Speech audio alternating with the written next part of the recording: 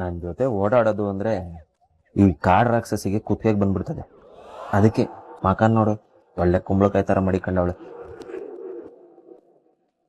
ಈ ಅಮ್ಮ ನೋಡಿದ್ರೆ ನಾವು ವಾಪಸ್ ಹೋಗೋಷ್ಟರಲ್ಲಿ ನಾನು ಈ ಕಾವಿಂಗೆ ಇಷ್ಟ ಆಗಿರ್ಬೇಕಂತೆ. ಅವಳು ನನ್ನ ಸಹಿಸ್ಕೊಂಡ್ರೆ ಸಾಕಾಗದೆ, ಇನ್ನು ಇಷ್ಟ ಆಗೋದು.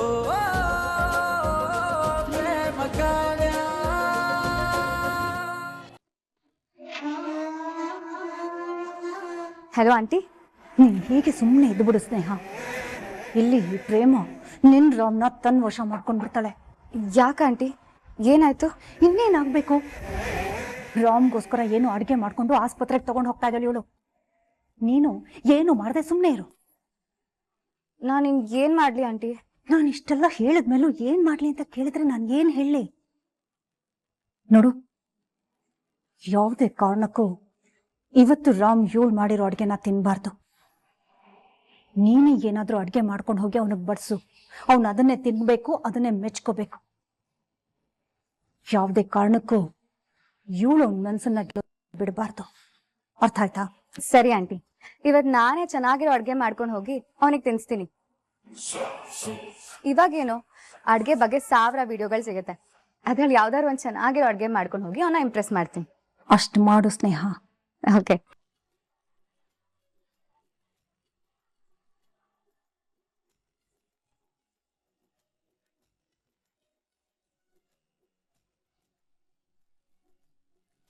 ಆಹಾ ಅಕ್ಕ, ಫಿಶ್ ಫ್ರೈ ಗಮ್ ಅಂತ ಇದೆ. ನಿಜವಾಗ್ಲೂ ರಾಮಣ್ಣ ಇದನ್ನೇನಾದ್ರೂ ತಿಂದ್ರೆ ಕಳೆದೋಗ್ತಾರೆ. ನಿನ್ ತಲೆ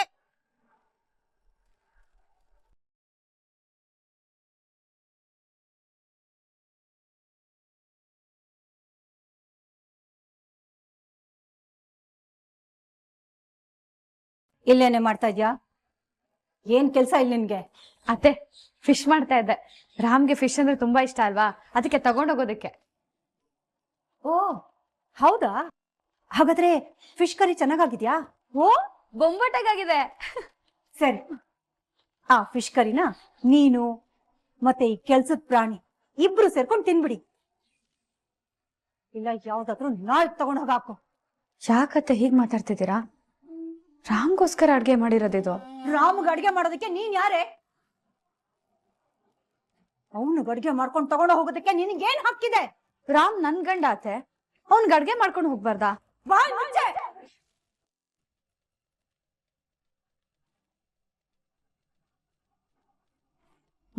ಮಾತಿಗೂ ರಾಮ್ ರಾಮ್ ನನ್ ಗಂಡ ಅಂತ ಹೇಳಿ ಹೇಳಿ ನನ್ ಬಿತ್ತ ನೆತ್ತಿಗೇರಿಸ್ಬೇಡ. ಅವನ್ ನಿನ್ ಗಂಡನೂ ಅಲ್ಲ, ನೀನ್ ಅವನ್ ಹೆಂಡ್ತಿನೂ ಅಲ್ಲ. ಮೋಸ ಮಾಡಿ ಮದ್ವೆ ಆದವಳು ನೀನ್ ಅವನ್ನ. ನೀನೇನೆ ಅವನಿಗೆ ಅಡ್ಗೆ ಮಾಡಿ ತಗೊಂಡು ಹೋಗಿ ತಿನ್ಸೋದು? ಅವನಿಗೆ ಏನ್ ಅಡ್ಗೆ ಮಾಡ್ಬೇಕು, ಹೇಗ್ ಅಡ್ಗೆ ಮಾಡ್ಬೇಕು ಅಂತ ಅವನಮ್ಮ ಆಗಿರೋ ನನ್ಗೆ ಚೆನ್ನಾಗ್ ಗೊತ್ತು. ಅವನಿಗೆ ಬೇಕಾಗಿರೋ ಅಡ್ಗೆ ಮಾಡೋ ಹಾಕೋದಕ್ಕೆ ನಾನಿದ್ದೀನಿ. ನಾಳೆ ನನಗ್ ಸೊಸೆ ಆಗೋ ಸ್ನೇಹ ಬರ್ತಾಳೆ. ನೀನ್ ಮೊದ್ಲು ತೊಲ್ಗೆ ನಿಂದ. ಅತ್ತೆ, ಅತ್ತೆ ಅಂತೆ ಅತ್ತೆ, ಇನ್ನೊಂದ್ಸಲ ಅತ್ತೆ ಅಂತ ಕರೆದ್ರೆ ಬಾಯ್ ಬರೆ ಹಾಕ್ಬಿಡ್ತೀನಿ. ಅತ್ತೆ ಹೀಗೆಲ್ಲ ಮಾತಾಡ್. ರಾಮ್ಗೋಸ್ಕರ ಕೊಡೋದಕ್ ಬಿಡಿ. ನಿನಗ್ ಬಾಯ್ ಮಾತಲ್ಲಿ ಹೇಳಿದ್ರೆ ಅರ್ಥ ಆಗಲ್ಲ. ಹಾ ಅತ್ತೆ, ಅತ್ತೆ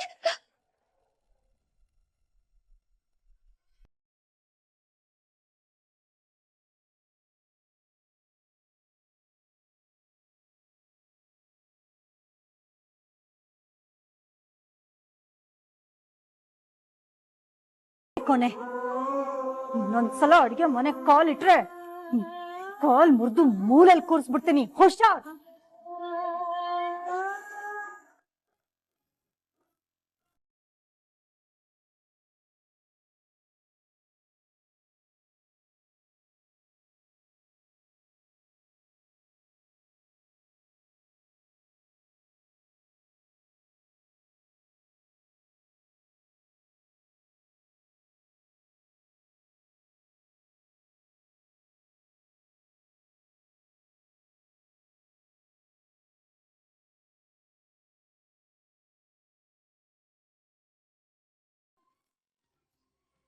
ಎಲ್ಲರಿಗೂ ನಲ್ಮೆಯ ನಮಸ್ಕಾರ.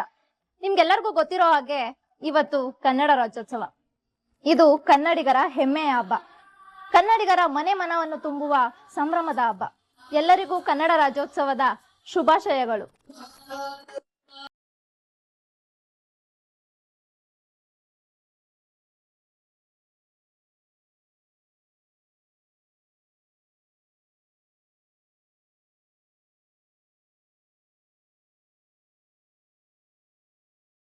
ಇವತ್ತು ನಮ್ಮ ಜೊತೆ ನಮ್ಮ ಆಸ್ಪತ್ರೆಯ ಮಾಲೀಕರಾದ ಧನರಾಜ್ ಕೋಟೆ ಹಾಗೂ ಹೆಮ್ಮೆಯ ವೈದ್ಯರಾದ ರಾಮ್,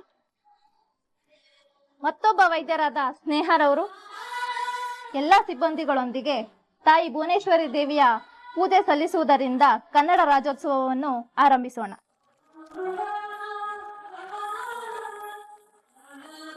ಈ ಒಂದು ಸುಸಂದರ್ಭದಲ್ಲಿ ಕನ್ನಡ ರಾಜ್ಯೋತ್ಸವದ ಬಗ್ಗೆ ರಾಮ್ ಅವರು ಒಂದೆರಡು ಮಾತನ್ನ ಹೇಳಬೇಕು ಅಂತ ಕೇಳ್ಕೊತೀನಿ. ಮೊದಲನೇದಾಗಿ ಎಲ್ಲರಿಗೂ ಕನ್ನಡ ರಾಜ್ಯೋತ್ಸವದ ಶುಭಾಶಯಗಳು. ಯಾವುದೇ ವೃತ್ತಿ ಆಗಲಿ ಅದಕ್ಕೊಂದು ಅರ್ಥ ಬರೋದು ಆ ವೃತ್ತಿಯಿಂದ ಎಷ್ಟು ಜನಕ್ಕೆ ಸಹಾಯ ಆಗ್ತಿದೆ, ಎಷ್ಟು ಜನಕ್ಕೆ ಸಹಾಯ ಆಗಿದೆ ಅನ್ನೋದ್ರಿಂದ. ಇಲ್ಲೇ ಹುಟ್ಟಿ, ಇಲ್ಲೇ ಬೆಳೆದು, ಇಲ್ಲೇ ಕಲ್ತು, ಇಲ್ಲಿನ ನೀರು ಕುಡಿದು ಇಲ್ಲಿನ ಜನಕ್ಕಾಗ್ಲಿಲ್ಲ ಅಂದ್ರೆ ನಾವು ಕಲ್ತಿರೋ ವಿದ್ಯೆ ಆಗ್ಲಿ, ನಮ್ಮ ವೃತ್ತಿ ಆಗ್ಲಿ ಯಾವುದಕ್ಕೂ ಬೆಲೆ ಸಿಗೋದಿಲ್ಲ. ಇವತ್ತಿನ ದಿನ ಮಾತ್ರ ಕನ್ನಡದ ಬಗ್ಗೆ ಹಾಡಿ ಹೊಗಳಿ ಆಚರಣೆ ಮಾಡಿದ್ರೆ ಅದು ಸಂಪೂರ್ಣ ಕನ್ನಡ ರಾಜ್ಯೋತ್ಸವ ಆಗೋದಿಲ್ಲ. ನಾವು ಜೀವಿಸೋ ಪ್ರತಿ ದಿನ, ಪ್ರತಿ ಕ್ಷಣ ಕನ್ನಡವನ್ನ ಗೌರವಿಸಬೇಕು. ನಮ್ಮಿಂದ ನಮ್ಮ ನಾಡಿಗೆ ಏನಾದ್ರೂ ಸಹಾಯ ಆಗುವಂತ ಮನೋಭಾವನ ಬೆಳೆಸ್ಕೋಬೇಕು. ಇವತ್ತಿನ ಈ ಸಂದರ್ಭವನ್ನ ಒಂದೊಳ್ಳೆ ಕೆಲ್ಸಕ್ಕೆ ಬಳಸ್ಕೋಬೇಕು ಅನ್ಕೊಂಡಿದ್ದೀನಿ.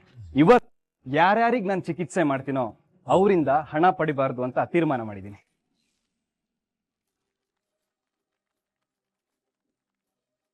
ಇವತ್ತಿನ ನಮ್ಮ ಕನ್ನಡ ರಾಜ್ಯೋತ್ಸವದ ಪ್ರಯುಕ್ತ ನಮ್ಮ ಆಸ್ಪತ್ರೆಗೆ ಬರುವ ಎಲ್ಲರಿಗೂ ಸಂಪೂರ್ಣ ಉಚಿತ ಚಿಕಿತ್ಸೆ ಕೊಡಬೇಕು ಅಂತ ತೀರ್ಮಾನ ಮಾಡಿದ್ದೀನಿ.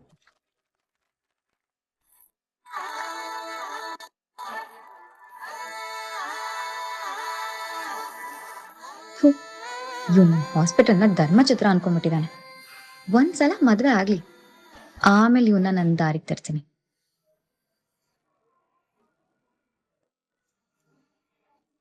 ಸರ್, ಕ್ಷಮೆ ಇರಲಿ, ನಿಮ್ಮ ಅನುಮತಿ ಇಲ್ಲದೆ ಈ ಘೋಷಣೆ ಮಾಡಿದ್ದೀನಿ. ಆದ್ರೆ ಇಂಥ ಒಳ್ಳೆ ಕೆಲಸಕ್ಕೆ ನಿಮ್ ಸಹಕಾರ ಖಂಡಿತ ಇರುತ್ತೆ ಅನ್ನೋ ಧೈರ್ಯದ ಮೇಲೆ ಘೋಷಣೆ ಮಾಡಿದ್ದೀನಿ. ಮತ್ತೊಮ್ಮೆ ನಿಮ್ಮೆಲ್ರಿಗೂ ಕನ್ನಡ ರಾಜ್ಯೋತ್ಸವದ ಶುಭಾಶಯಗಳು.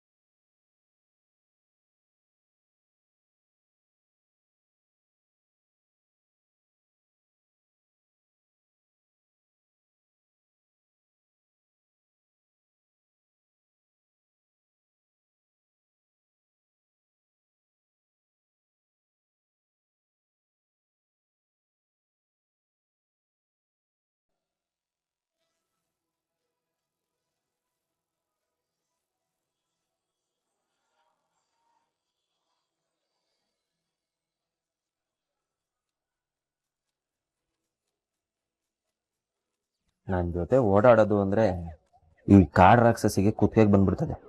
ಅದಕ್ಕೆ ಮಕಾನ್ ನೋಡು, ಒಳ್ಳೆ ಕುಂಬಳಕಾಯಿ ಥರ ಮಡಿಕೊಂಡವಳೆ. ಈ ಅಮ್ಮ ನೋಡಿದ್ರೆ ನಾವು ವಾಪಸ್ ಹೋಗೋಷ್ಟರಲ್ಲಿ ನಾನು ಈ ಕಾವಿಂಗ್ಗೆ ಇಷ್ಟ ಆಗಿರ್ಬೇಕಂತೆ. ಅವಳು ನನ್ನ ಸಹಿಸ್ಕೊಂಡ್ರೆ ಸಾಕಾಗದೆ, ಇನ್ನು ಇಷ್ಟ ಆಗೋದು ಬಲ್ ದೂರದ.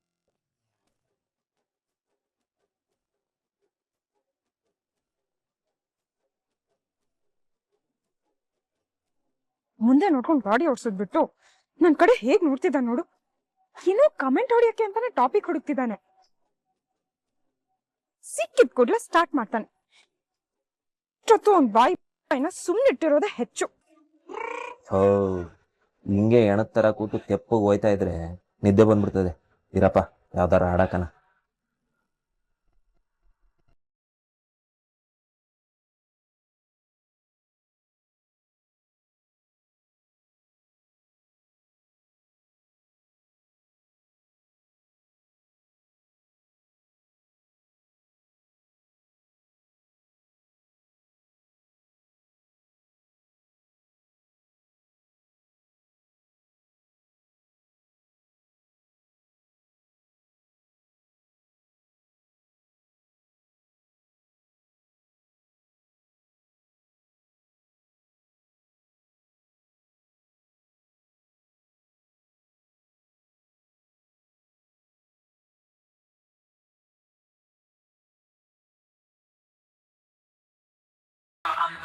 ಯಪ್ಪ, ಇವಳು ನೇರವಾಗಿ ನೋಡೋದೇ ಬೇಡ. ಒಳ್ಳೆ ನಾಗವಲ್ಲಿ ಹಂಗೆ ಕಣ್ಣು ಮಾಡಿ ನನ್ನ ಎದುರಿಸ್ಬಿಡ್ತಾಳೆ. ಕದ್ದು ಮುಚ್ಚಿ ಕನ್ನಡಿಲಿ ನೋಡೋದೇ ವಾಸಿ.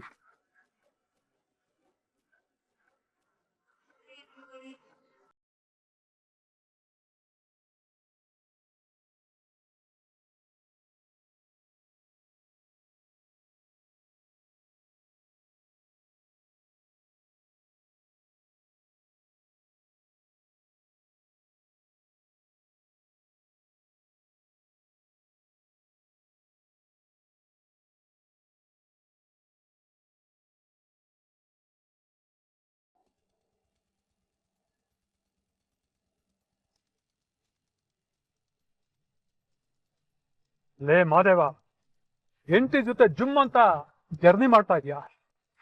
ಈ ಜರ್ನಿ ಅಷ್ಟರಲ್ಲೇ ನಿನ್ ಕೈಯೇ ಇರಲ್ಲ ಕಣ. ಹಾಗ್ ಮಾಡ್ಲಿಲ್ಲ ಅಂದ್ರೆ ನಾನ್ ಮಲ್ಲಿಕಾರ್ಜುನನೇ ಅಲ್ಲ,